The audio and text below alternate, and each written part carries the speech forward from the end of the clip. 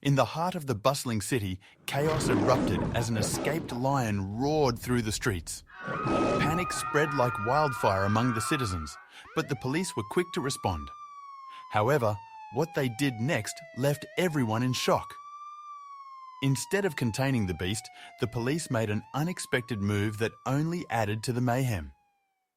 Ever since the first report came in that morning, the police had been on high alert. Nobody believed it at first.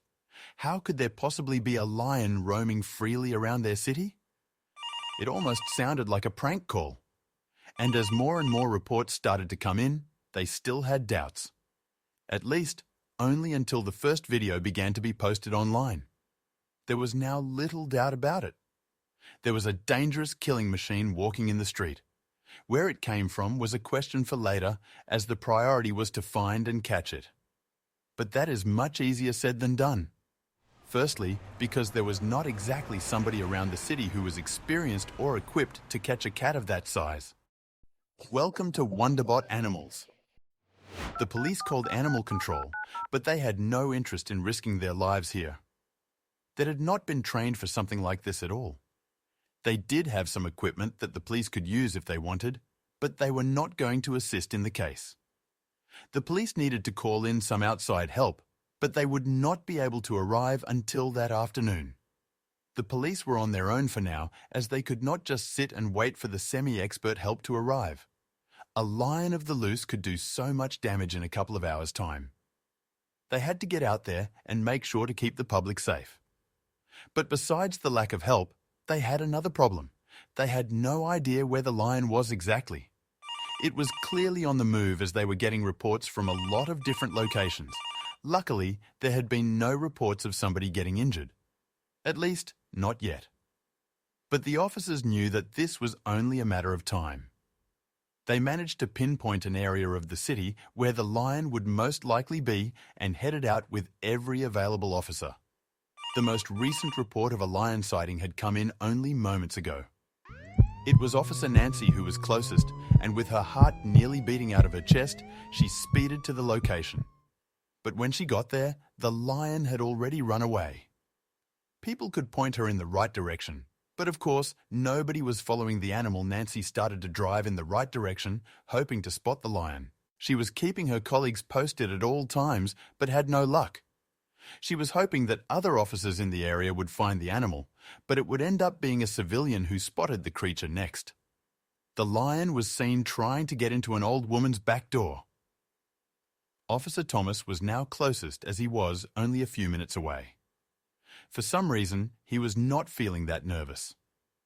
He was not planning on controlling the animal. He only wanted to keep his eyes on it from the safety of his police car. When he got to the house, the homeowner who was on the line confirmed that the lion was still in the garden. Now Thomas started to feel a bit differently. He could not get into that garden with the vehicle. He would have to go in on food, without any protection from the beast. He was sweating beyond belief and shaking as he slowly made his way to the garden with his pistol drawn. He had no problem shooting the animal if it came to it, but as it would turn out, he did not have to. Before he made his way into the garden, the homeowner shouted at him from the upstairs window. "The lion just jumped out of my garden." It went out the backside, and Thomas could not help but feel relieved. But they were not getting anywhere like this.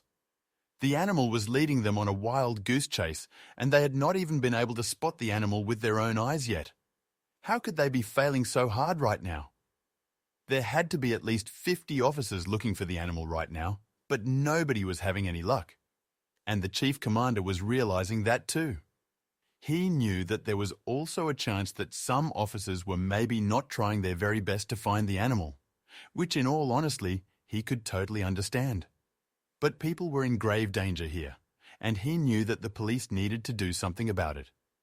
So the chief figured if they could not come to the lion, then the lion would just have to come to them. He had gotten in contact with the assistant that would not arrive for another could of hours, and they advised him that they could maybe set a trap to capture the lion, or at the very least make sure they had eyes on the beast. Just trying to follow leads blindly would surely lead to one of the chief officers being mauled by now. Another hour had passed, and to the police corps' surprise, There had not been another sighting of the lion. Maybe it was resting somewhere out of sight, but this made the process of trying to locate the animal even scarier, as it could literally be anywhere right now. And that meant it could also strike from anywhere. But the chief was having none of it. Hiding would not solve anything here and only give the police a bad reputation. They needed to be proactive here, so he had come up with a new plan. They were going to lure the animal into one of the many back streets in the area and try to capture it there. The back street that the chief had decided upon had only 2 entrances the lion could go through, and they were going to place fences near those entrances. So when the lion was in the back street, they could close it in. But now, for the question of how they were going to lure this dangerous animal here. For this, they needed the local butcher. The police chief ordered 10 freshly cut hunks of meat. 10 police cars were to strap the meat to the back of their police car and slowly drive through the city trying to get the attention of the lion. If they managed to get it to follow them, then the officers would lead it to the prepared back street. They would drive through it, drop the meat, and while the lion was eating it, they would capture it. It sounded close to a perfect plan, but the officers who were set to drive the cars were not that excited. Having a hungry lion chase after them did not sound particularly appealing, even from the safety of their vehicles. Despite the chief's confidence in the strategy, many officers harbored deep reservations. The idea of luring a wild predator through the city streets with only a piece of meat between them was both terrifying and seemingly ridiculous. Yet, orders were orders, and the plan was put into motion. A hesitant Officer Nancy and a slightly more composed Officer Thomas stepped forward. Along with a few other brave souls, they were tasked with the daunting responsibility of becoming the drivers for the bait cars. The weight of their duty was palpable, and the tension in the air was thicker than the city's usual smog.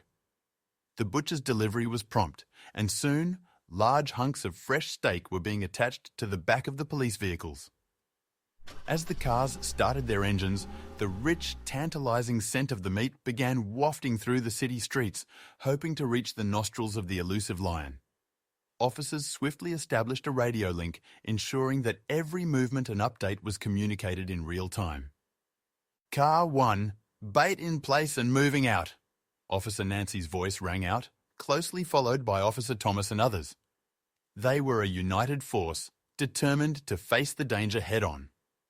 The cars cruised slowly, amplifying the scent trail, but the streets were eerily silent. Minutes turned to what felt like hours.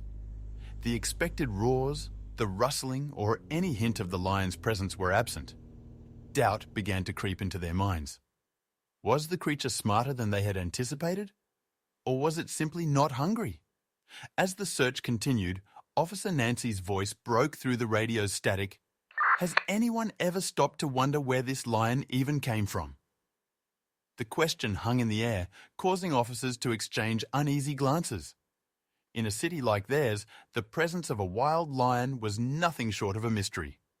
Officer Thomas replied, "The nearest zoo is miles away and no escapes have been reported." Murmurs filled the communication lines, some suggesting the possibility of a sanctuary mishap. Yet, after a quick verification, it became evident that there were no sanctuaries or private reserves nearby either. An uneasy suggestion came from Officer Rodriguez. What if someone in the city was crazy enough to keep it as an exotic pet? The thought was chilling. They all knew of instances where people had secretly housed wild creatures, but a lion in a city apartment or home was unthinkable. The seed of doubt sprouted as the night progressed. Have we confirmed the authenticity of those videos? Officer Martinez asked, voice laden with skepticism. It was a valid point. In an age of advanced technology and seamless editing, the idea that the video evidence could have been doctored began to gain traction. Officer Lena chimed in, "What if this is just some elaborate hoax, a distraction from something bigger?"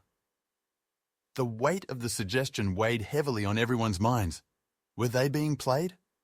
While they hunted for a potentially non-existent lion, what else was unfolding in the shadows of the city? Officer Nancy's voice, clear and concerned, cut through the radio chatter. I've been thinking, what if we're chasing shadows? The evidence is all second-hand. Her words resonated, causing a ripple effect of skepticism. Officers began sharing their reservations, with more and more agreeing that perhaps they were being led on a wild lion chase. Deciding to follow his gut, Officer Thomas veered away from his assigned route to the house, reported to have the initial lion sighting. The lights were on, and it looked invitingly normal. "I have a hunch," he murmured to himself, parking nearby and cautiously approaching the residence. The door swung open to reveal a visibly annoyed homeowner. "You again?" "I've already given my statement," he barked. Thomas, unyielding, pressed on. "I need to know. Was there really a lion? Or is this some kind of prank?" The man's indignant posture and sharp retorts only intensified Thomas's suspicion. As the two continued their standoff, the air around them grew suddenly tense. "This is pointless," Thomas muttered, turning to leave. But just then, a deep, spine-chilling roar echoed from the back of the house. Every fibre in Thomas's being froze. That sound couldn't be faked. From the dimly lit backyard, a massive shadow moved forward, slowly becoming discernible. The lion, eyes fixed and predatory, stepped into the light, its gaze locked onto Thomas. The raw power and hunger in its eyes confirmed its authenticity. And in that heart-stopping moment, Officer Thomas realized he was its next target. Without a second to spare, Thomas pivots, dashing for his car parked just yards away. As he fumbles for his keys, the ground trembles beneath the weight of the lion's powerful strides. Heart pounding, Thomas wills his legs to move faster, his every instinct screaming danger.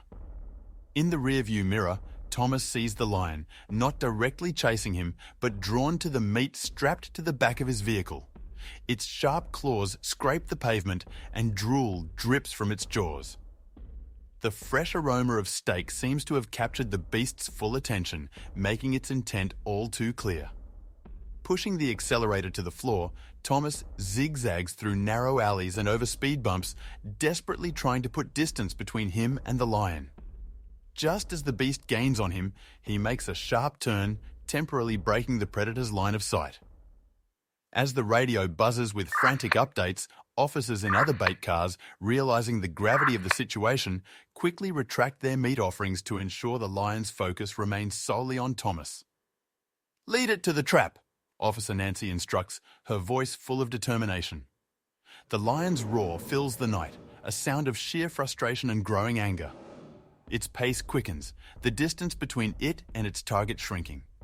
Thomas can almost feel the heat of the lion's breath as it bears down on him, every ounce of its being focused on the prey ahead. Screeching tires echo through the narrow back street as Thomas speeds towards the designated trap. Yet, as he approaches, his heart sinks. The large exit gate, which should be open, stands stubbornly shut. Panic rises like bile in his throat. There's no easy way out. The metallic clang of the gate resonates, signaling it's now locked. Thomas looks over, spotting a fellow officer who had been assigned to open the exit, equally trapped. The lion enters, its eyes darting between the two men, calculating, predatory. Silence permeates the alley, save for the soft growl of the approaching beast. In a desperate bid, Thomas throws a slab of meat towards the lion, praying it would divert its attention. But the lion, infuriated by the earlier chase, seems less interested in food and more in revenge. It steps over the meat, eyes locked onto its real targets. Accepting the seemingly inevitable, Thomas exchanges a resigned glance with his colleague. They both back up slowly, trying to maintain as much distance as possible from the impending danger. Thoughts of loved ones and past memories flood their minds as the gap closes. From outside the trap, anxious officers grip their weapons tightly, faces pale with fear for their trapped colleagues. They could shoot the lion to save their comrades, but they're also risking injuring Thomas or his fellow officer. Every heartbeat feels like an eternity as they grapple with the heart-wrenching decision. In the thick of despair, a high-pitched, almost otherworldly sound reverberates through the alley. Thomas, his colleague, and even the lion all momentarily pause, their ears pricked, trying to decipher the origin of this unexpected interruption. The lion's initial look of determination slowly transitions to confusion. Its steps become staggered, its piercing eyes now clouded with uncertainty. There's a noticeable change in its demeanor, from an intimidating predator to a creature disoriented and vulnerable. After a few more shaky steps, the lion's massive body starts to sway. Its muscular legs, which had powered its fierce pursuit, buckle beneath it. With a muted thud, the once feared beast collapses to the ground, its immense presence now rendered still and quiet. Thomas, still in shock, cautiously approaches the downed lion. To his surprise, he spots multiple tranquilizer darts embedded in its back. The realization dawns upon him.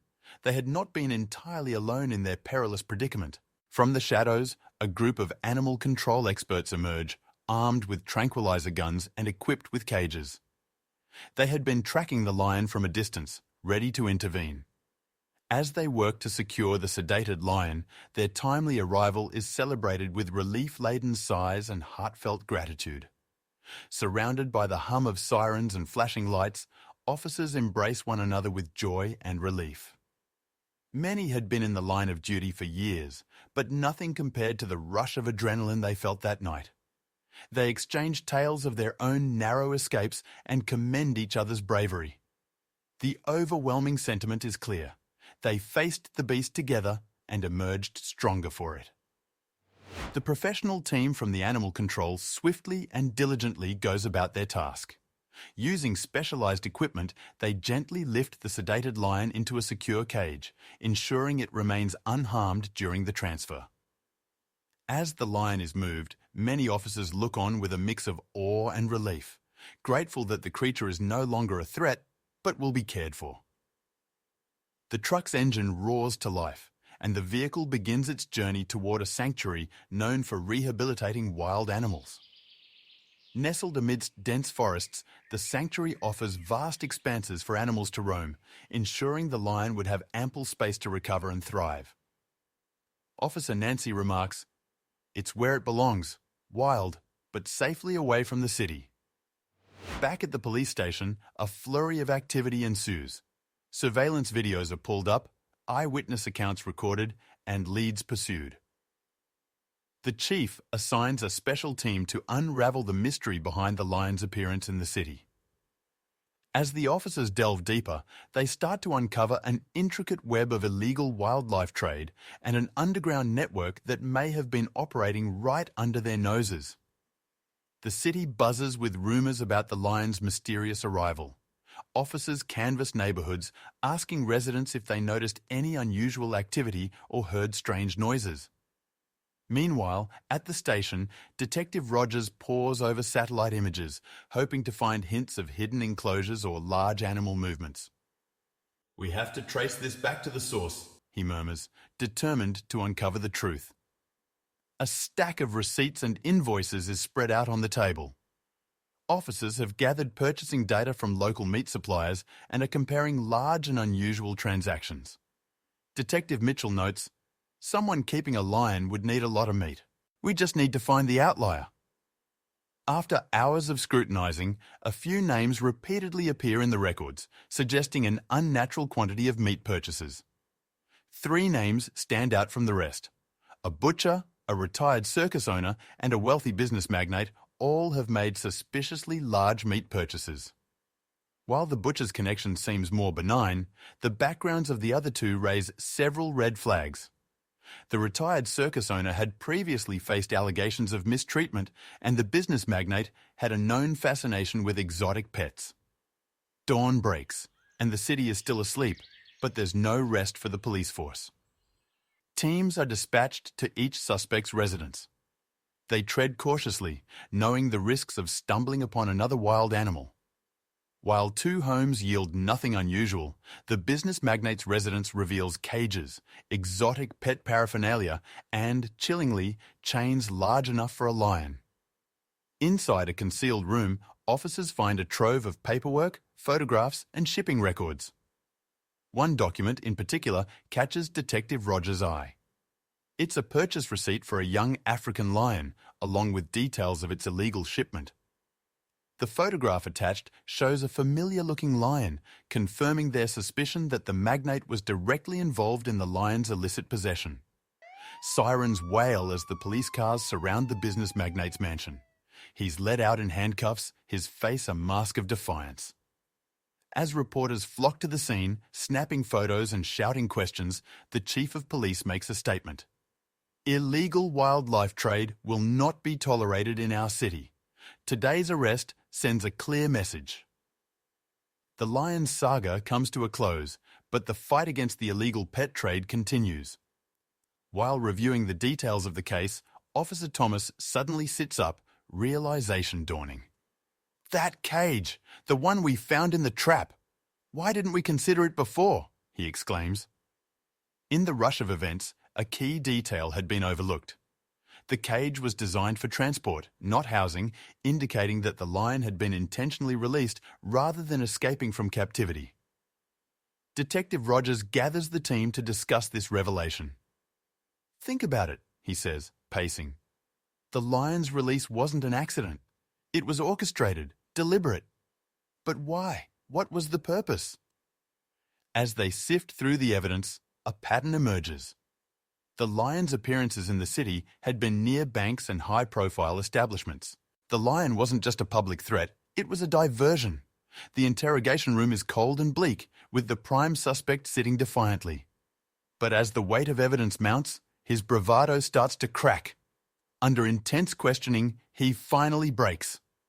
All right.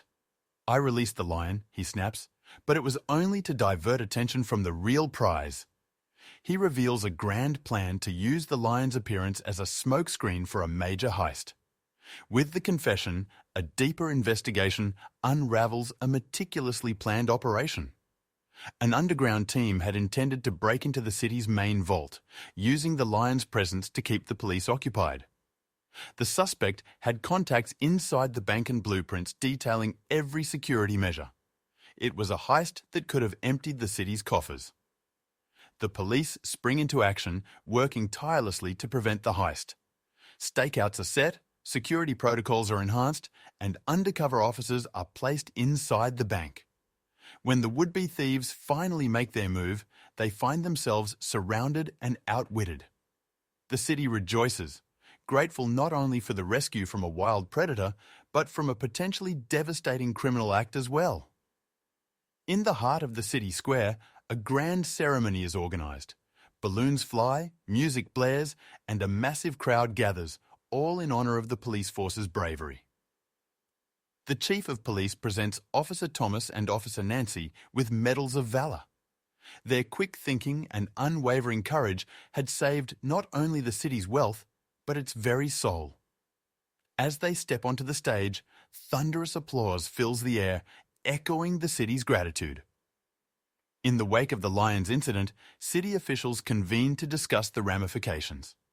Television screens broadcast debates and discussions about wildlife conservation, the dangers of exotic pet ownership, and the importance of habitat preservation. Schools introduce wildlife protection programs, educating children on the value of animals in their natural habitats. The message is clear. Wild animals are not toys, and they deserve respect and protection. The Lions incident, while harrowing, proves to be a turning point for the police force's reputation. Long-held skepticism and mistrust begin to dissolve. Open houses are held at police stations. Workshops about safety and community collaboration are organised, and officers start walking beats, interacting more with the community. With every shared cup of coffee and story, the bond between the police and the public strengthens. Ensuring a safer future becomes the city's top priority. New regulations are enforced, cracking down on the illegal pet trade. Surveillance systems are upgraded and community watch programs are initiated. Never again becomes the city's new mantra. Every street corner, every home, and every establishment now works in harmony, ensuring the safety and well-being of its residents. Years pass, but the legacy of the Lion incident remains deeply etched in the city's history. A bronze statue of the lion is erected in the city park, serving as a solemn reminder of that fateful day. Every year, On the anniversary of the incident, residents gather around it, paying their respects. What had started as a threat soon transforms into an awakening, leading to community-driven initiatives that champion wildlife conservation and educate future generations about the importance of coexisting with nature.